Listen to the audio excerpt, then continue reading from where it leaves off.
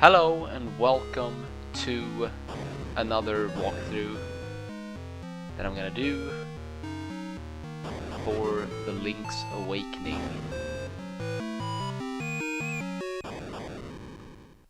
The fourth Zelda game to ever come out, and the first game on a handheld console, the original Game Boy, first and foremost.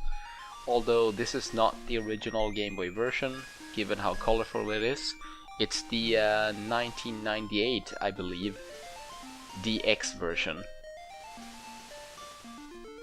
That came with full color and an extra dungeon, as well as some extra gameplay elements. And it's also one of my favorite Zeldas in the series. Yeah, 1998. The original came out in 93. So, yeah. Anyway, here we go. Gonna erase this file right here. And we're gonna recreate it.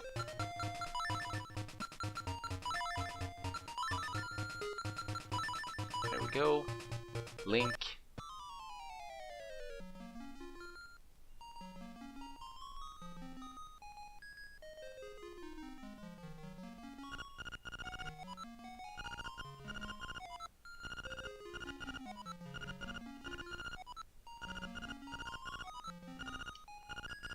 Koholint Island. So yes, we're not in Hyrule anymore.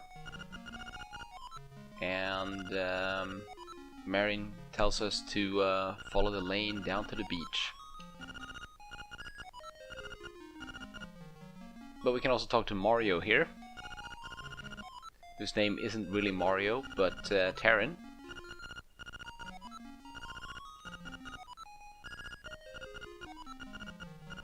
And he saw my name on the back of my shield, which I think is pretty funny, that Link would have his name on the shield.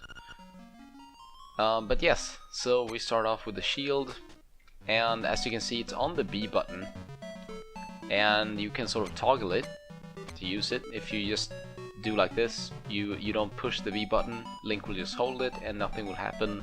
He can't block, but if you push the button, he can block. But I think the most interesting thing about this game is that I could go into the menu here, I could press the B button, and the shield would go into my inventory, so I don't have it on automatically. And I could also do this. I could put it on the A button, and this will be true for any item, well, basically any item that we get in the game. We can assign them to any button we want to, well, of the A and B buttons, and in any combination that we want to. So this game adds a lot of new dimensions to the Zelda gameplay, as we will see. So yeah, sea urchins, and don't touch them. But you can touch them with the shield, you can push them around. And we're gonna need to do that right here.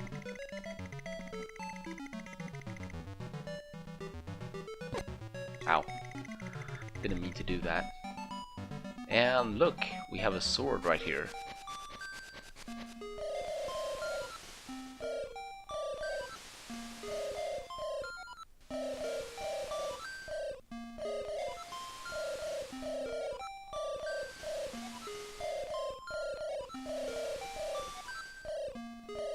Mysterious forest. Right, let's just grab our sword. And again, it has our name on it, so good that Link is putting his name on stuff. And now we can attack. So again, just to show you how true this is, I could switch the sword with the shield, and I could put the sword on the B button if I want to. But I like this configuration. I'd like to have my sword on A. As far as rupees goes in this game, we can only find 1 rupees from enemies as drops. There are no 5 rupees or 20 rupees or something like that. There's also another thing that enemies tend to drop, and it's one of the most annoying items in any game ever. Actually, there's 2 of them. and throughout the game here, I'm gonna try to avoid them as best as I possibly can. Gonna see if one drops here. There we go. That right there is a Guardian Acorn. It will reduce the damage that I take by half, but it also has another annoying feature. It will change the music to this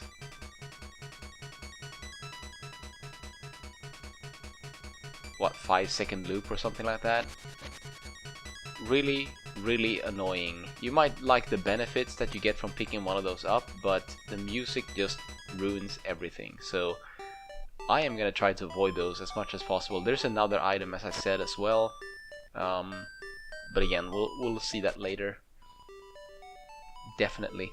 So here's the library where you can read about all sorts of things that has to do with this game. Also, we have a book here on the bookshelf, which is just like A Link to the Past.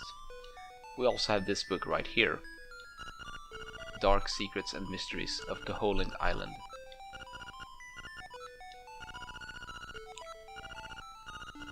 But the print is too tiny, so we can't read it. We have a well here. There's a heart piece in there, which you could get now if you want to. I am not gonna get it yet. I also want to introduce you to this character right here.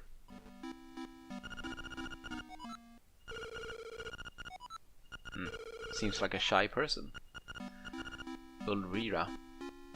So yeah, he won't talk to you in person, but if you find the telephone booths, and yes, there are telephone booths in this game, you can talk to him, and he will give you advice on how to progress in the story.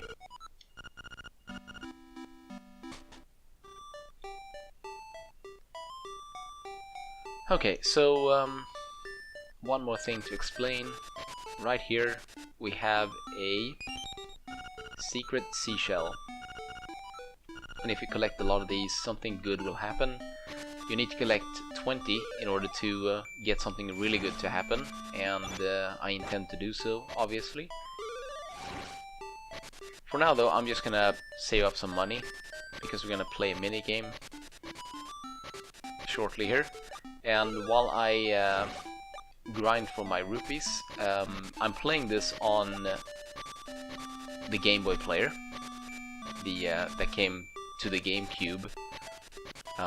As you might be able to see from the text up in the top right, I'm playing this on a Japanese console. And I don't know if that has anything to do with it, because I'm not playing on a Japanese TV right now. But I do experience some kind of like white noise as I was testing this out, and I don't know if that has anything to do with it. I haven't really found this to be a problem of other games that I've recorded with the Game Boy player, so I don't know.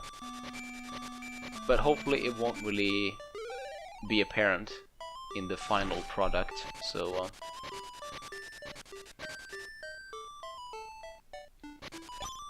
right, so now I have 10, but I will get some more just for safety.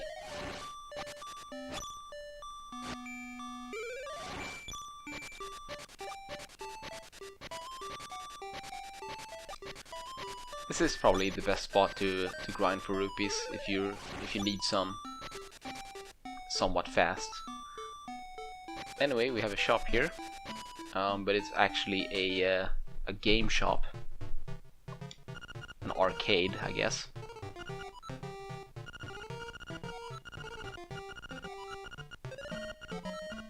Now there's a trick to this, and let's just ignore Yoshi for now. There's a trick to this. If you push B and you stop right here, and then we want the money, so I'm gonna wait. So when the item you want touches the bar that is scrolling to the left, like so, you push the A button, and the timing will be just perfect for getting the item that you want.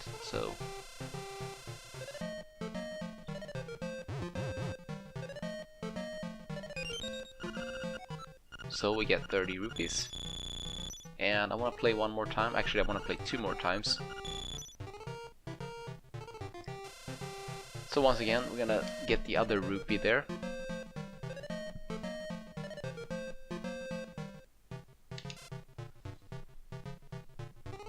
Alright. As you can see, perfect timing.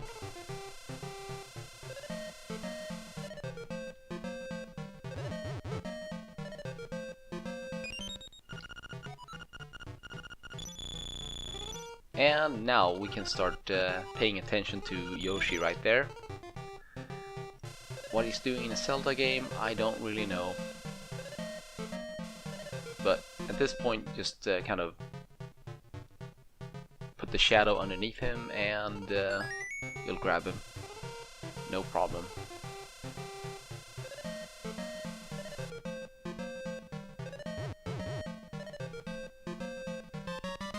And there we go, we got a Yoshi doll, and he seems to be showing up in many games recently. Yes. So yeah, you will see a lot of reference to various games that were popular at the time of this game's release. Here's Marin, by the way. And actually, you know what? I want to do this first. Here's another shop. That is the item shop.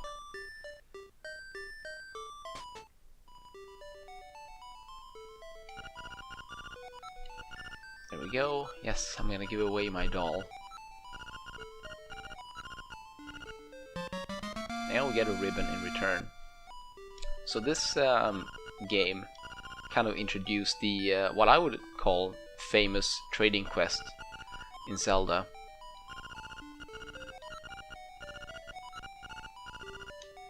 So he will be lost later. Okay. Makes no sense, but okay. But yeah, so we're gonna have to trade a bunch of items. And you really need to do this in this game in order to finish it, so it's pretty interesting that way.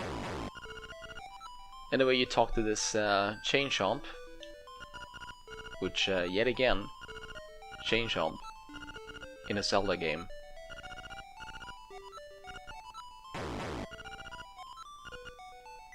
And we get dog food. Great. If you go up here, we have a fishing pond. 10 rupees.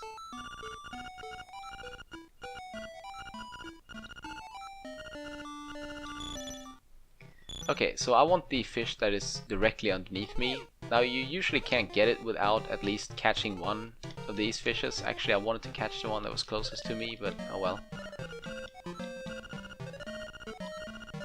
Yeah, so if you catch these small ones, you will lose money, but since we won a lot of money at the game, we should be good.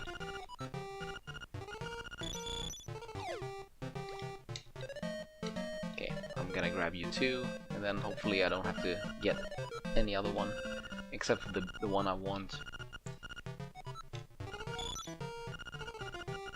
It's pretty annoying that you have to tell you how to do this every single time.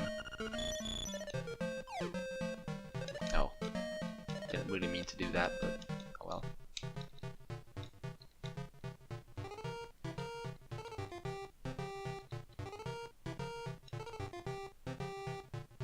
See if I can get him now.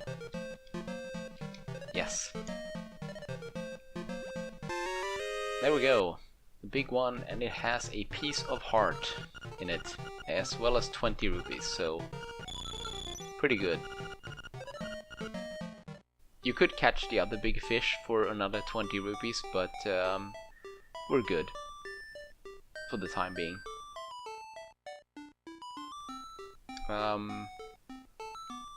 So I guess I'm gonna do this now, because I'll probably forget otherwise. You have to go down to the beach again.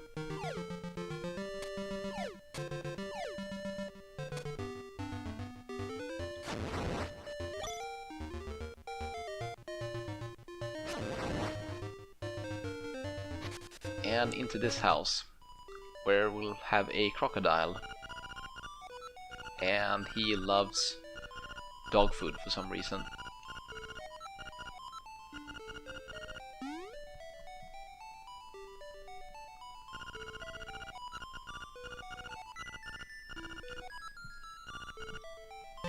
And we get bananas in return. Great.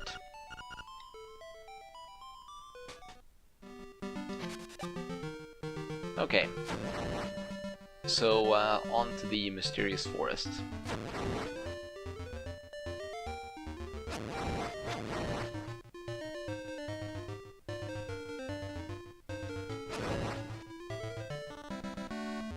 Yeah, there's a lot of little things you can do here in the beginning of this game.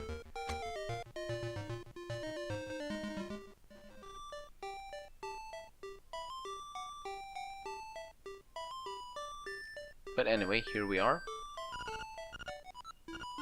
It's a little bit mysterious.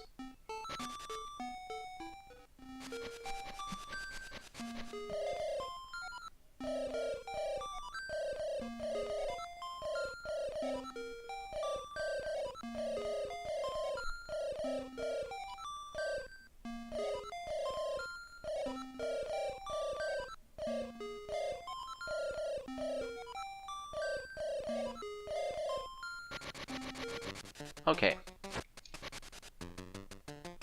So in here we have moblins, 2 hits, so they're a bit more difficult than what we have encountered so far. We have a chest there that we can't do anything about. I want to show you something. Oh no. Yeah, here we go.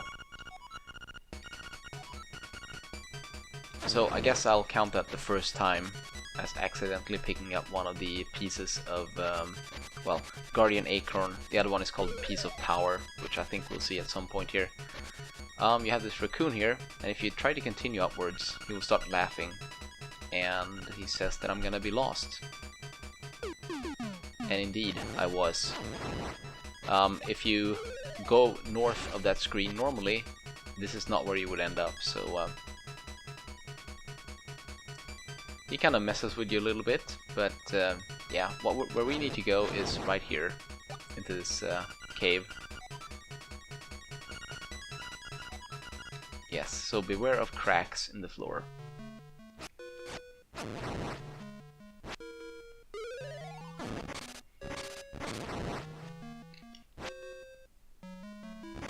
But I do want this chest because it contains 50 rupees.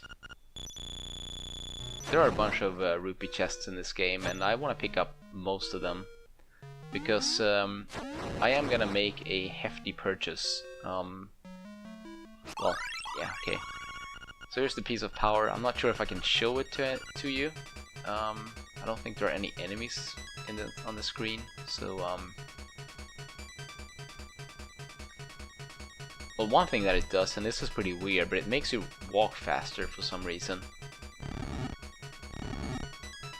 But it also gives you additional strength, obviously. But anyway, again, like in A Link to the Past, we're here to pick up a toadstool.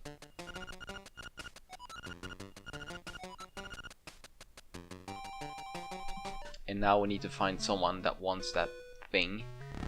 And if you played Link to the Past, you know who wants it.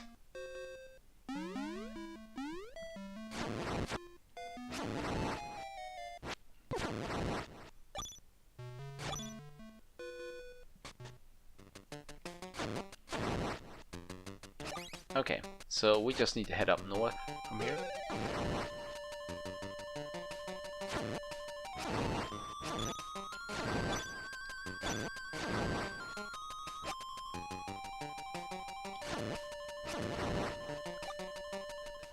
And yeah, we have another heart piece here that we can't get. Surrounded by holes, how are we gonna get that one?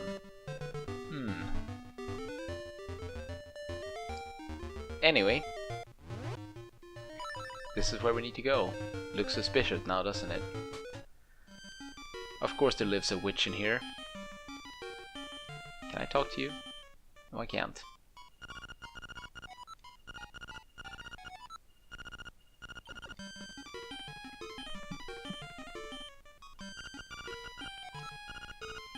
And again, just like in A Link to the Past, we'll get the magic powder. And for instance, you can light torches with it, like that. And I guess we'll just have to see in the next episode what else it can do. So thanks for watching, and see you on the next one. Bye.